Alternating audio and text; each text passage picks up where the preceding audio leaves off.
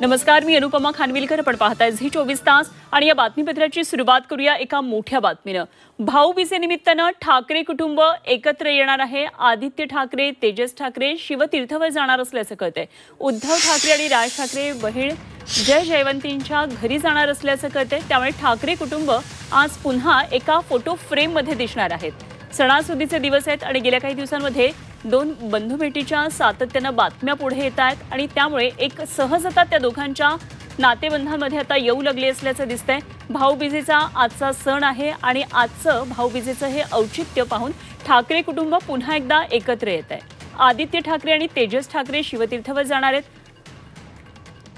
तर उद्धव आणि राज ठाकरे त्यांची बहीण जय जयवंतीच्या यांच्या घरी जाणार असल्याचं कळतं आहे.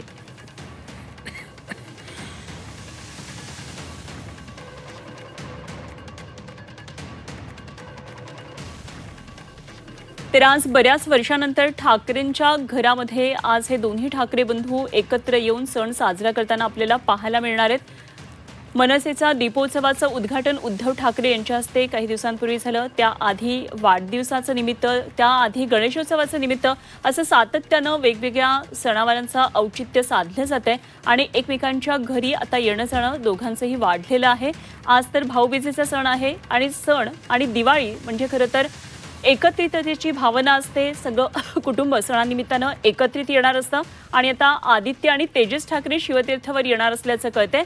तर उद्धव आणि राज ठाकरे सुद्धा त्यांच्या बहिणीकडे जाणार असल्याचं कळतंय. त्यामुळे हा भाऊबीजेचा सण खऱ्या अर्थानं ठाकरे भावाभावांमध्ये साजरा होणारा एक चांगला योग म्हणावा लागेल.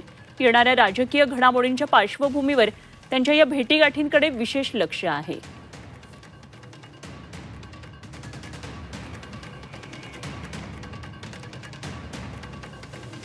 तर सध्या राज ठाकरे यांचं निवासस्थान असलेले शिवतीर्थ या ठिकाणी आमचे प्रतिनिधी मनशी पाठक आहेत आणि राज ठाकरे यांच्या बहीण ज्या ठिकाणी जात आहेत जय जयवंती यांच्या घरी आमचे प्रतिनिधी, यांच्या घराच्या बाहेर आमचे प्रतिनिधी आहेत ओम देशमुख. आपण दोघांकडून आणखी माहिती जाणून घेऊया.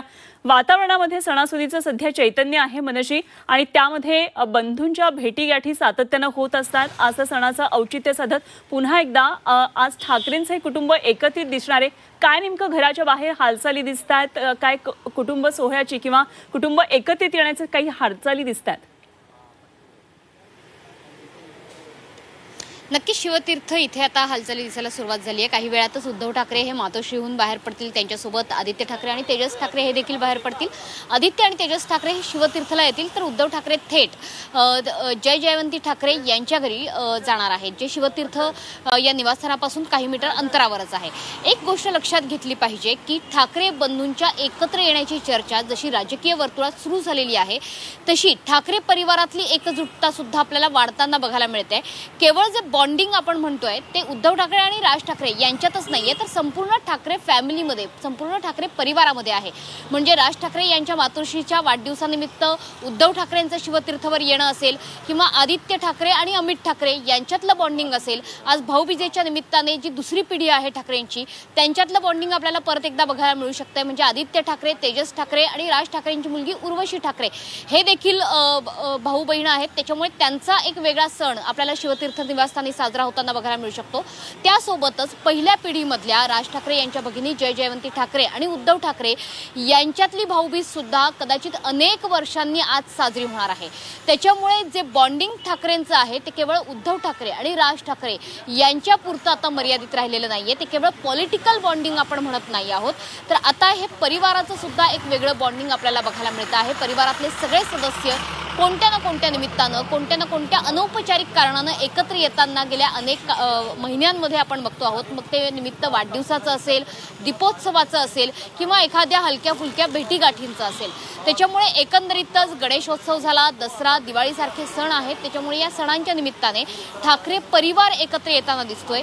यामागची जर पॉलिटिकल लाईन आपल्याला बघायची असेल तर एक निश्चित म्हणता येईल की ठाकरे ब्रँड हा शब्द आता हे एक नॅरेटिव्ह जर सेट करायचं असेल मुंबईमध्ये, महाराष्ट्रामध्ये, तर ठाकरे ब्रँड सोबतच ठाकरे परिवाराचं बॉन्डिंग हे सुद्धा सेट करावं लागणार आहे. आणि त्याकरताच अशा पद्धतीच्या भेटीगाठी या राजकीय दृष्टीने सुद्धा वापरल्या जाऊ शकतात. याचा एक राजकीय राजकीय अर्थ सुद्धा काढला जाऊ शकतो आणि म्हणूनच राज ठाकरे आणि उद्धव ठाकरे हे आज एकमेकांना पुन्हा एकदा भाऊबीजेच्या निमित्तानं, दिवाळीच्या निमित्तानं भेटतातच आहेत.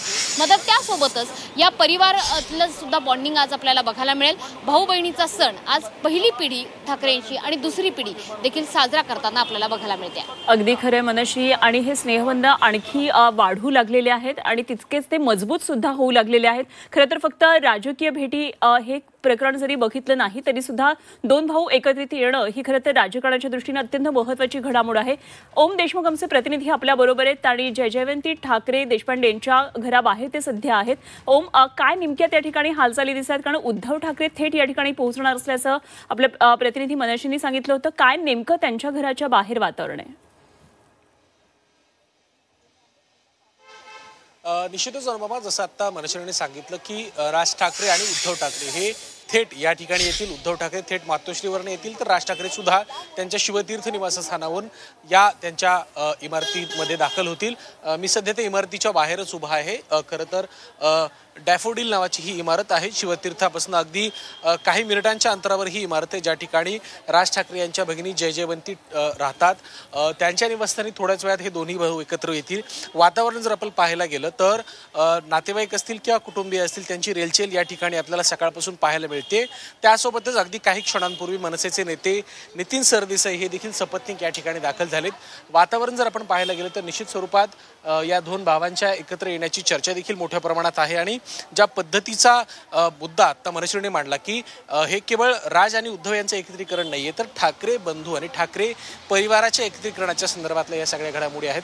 आपण जर पाहायला गेलं तर गेल्या साधारणपणे 20 वर्षांपासून या नातेसंबंधांची चर्चा सातत्याने महाराष्ट्रात होत होती, परंतु या दोन भावांचं एकत्रीकरण कधी होणार याबद्दल निश्चितता काही येत नव्हती. परंतु या सगळ्या घडामोडींच्या पार्श्वभूमीवर आता राज आणि उद्धव यांचं एकत्रीकरण, संभाव्य युती आणि त्यांचं आज भाऊबीजेच्या निमित्तानं पुन्हा एकदा एकत्रीकरण आपण पाहिलं असेल. काल सुद्धा जे राज ठाकरे यांच्या मातोश्रींच्या जन्मदिनानिमित्त उद्धव ठाकरे शिवतीर्थावरती गेले होते. अर्धा पाऊण तास त्यांनी त्या ठिकाणी सुद्धा वेळ त्यांचा व्यतीत केला ठाकरे कुटुंबियांसोबत.